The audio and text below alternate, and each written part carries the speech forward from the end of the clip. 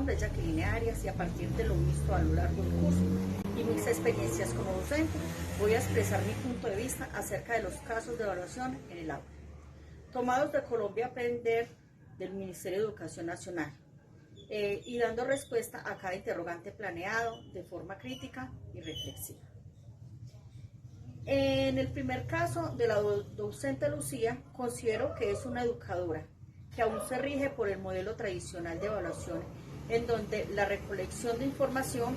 es realizada de manera tradicional. Se le entrega al estudiante una serie de interrogantes que demuestra de lo aprendido a través del proceso de memorización y son sus únicas evidencias del proceso de aprendizaje del educando. No se puede negar que en este esquema todos de una forma u otra lo seguimos utilizando en las clases para afianzar así la evaluación de determinados conceptos, pero no se puede tomar como la valoración total de un proceso de educar. Su esfuerzo de toda la semana se ve reducido a un examen que exige saberes y conocimientos muy específicos, por lo cual realmente se ignoran todos los procesos y actividades, participaciones en el aula, en el día a día, en la cotidianidad y sus avances, sus procesos, sus ideas previas, sus éxitos y avances individuales, ya que todos no aprenden de la misma manera.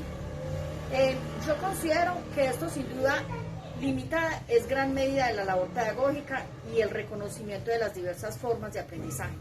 Se promueve una educación donde solo importa el resultado final en un esquema arcaico. Recuerdo cuando era estudiante muchas veces era participativa en los encuentros pedagógicos, realizaba las actividades, pero al momento de enfrentar un examen, los conocimientos muchas veces se me esfumaban y no me iba viendo, pero lastimosamente era el único resultado que se sumaba para esta nota. Sin duda, no es la suficiente información como para dar una valoración del aprendizaje del educando. Ahora en el aula de clase, por ejemplo, hay que tener muy presente los PIAR, que son ajustes razonables respecto a la manera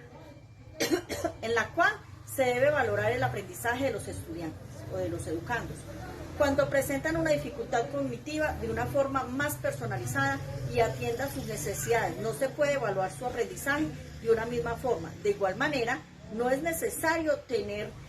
alguna discapacidad cognitiva para que el proceso no se torne igual en todos los alumnos. Existe lo que se denomina como las inteligencias múltiples. Hay educandos que se les facilita más el pensamiento lógico, otros las habilidades de expresión oral, algunos el dibujo. Entonces las clases deben de ser espacios donde los educandos exploren sus diferentes habilidades y competencias y sin duda también deben de haber espacios evaluativos, pero que el proceso del educando se valore de forma global por sus esfuerzos en el aula y no simplemente por un examen final que no se da cuenta de todo lo realizado a lo largo del proceso curricular. En síntesis, para terminar de dar respuesta a los interrogantes planeados de este caso, le sugiero a la docente lo que ya mencioné anteriormente, llevar a cabo un proceso evaluativo más justo, equitativo y que abarque, y abarcador. No puedo decir que mi método de evaluación es perfecto, porque en lo profesional docente no puede aprender nunca y no hay método totalmente efectivo. Y aún en la cotidianidad se encuentran presentes las perspectivas tradicionales de enseñanza, pero sí es un propósito para mí cada día intentar cambiar esas formas de abordar el proceso y generar espacios más incluyentes y participativos para los educandos.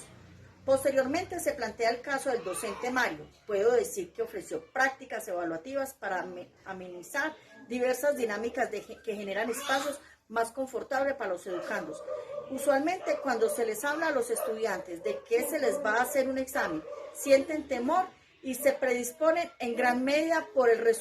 resultado que pueden obtener, pero hay otras prácticas como las que involucra el docente, como charlas informales, obras de teatro, proyectos que permiten al educando se sientan más libre en el aprendizaje, que desarrollen habilidades más a profundidad, que el conocimiento se torne más contextual, práctico y efectivo. Personalmente, uso diferentes fuentes de información que me permitan llevar a cabo un proceso evaluativo lo más eficiente posible,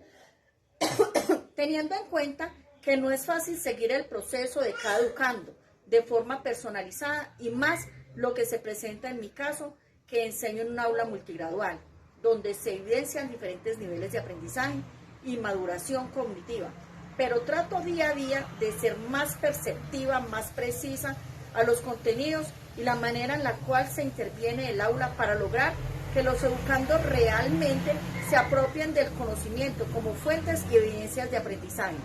Utilizo herramientas como el diario de campo para tener un mayor nivel de detalle en el proceso del educando. También conversatorios, debates para poder socializar los temas y poner a prueba los conceptos adquiridos por parte de los educandos. También no se nos puede negar que se utilizan esquemas un poco más cercanos a lo tradicional, como cuestionarios que también de una u otra forma intencionada y bien redactada aportan al proceso siempre y cuando no sean la finalidad de la misma y solo importen su resultado. Se realizan cuestionarios de preguntas abiertas y cerradas, ejercicios de argumentar, solucionar problemas y comprensión, elementos que no requieran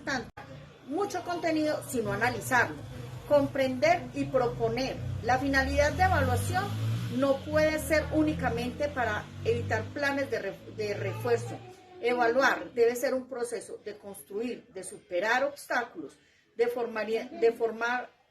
individual y colectiva, de superar las limitaciones e ir más allá de las capacidades, animar a los educandos a superar las dificultades y construir aprendizajes a profundidad.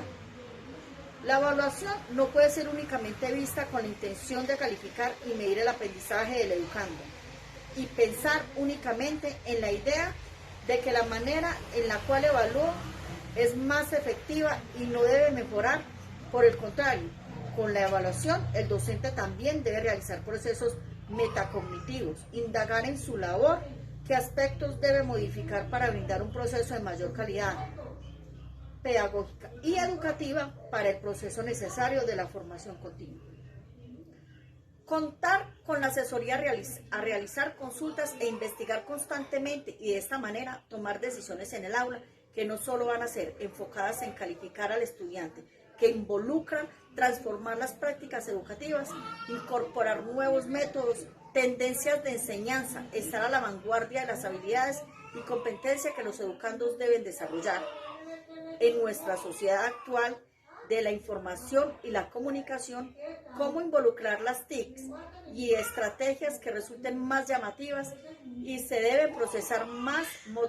motivaciones tanto de forma intrínseca como extrínseca.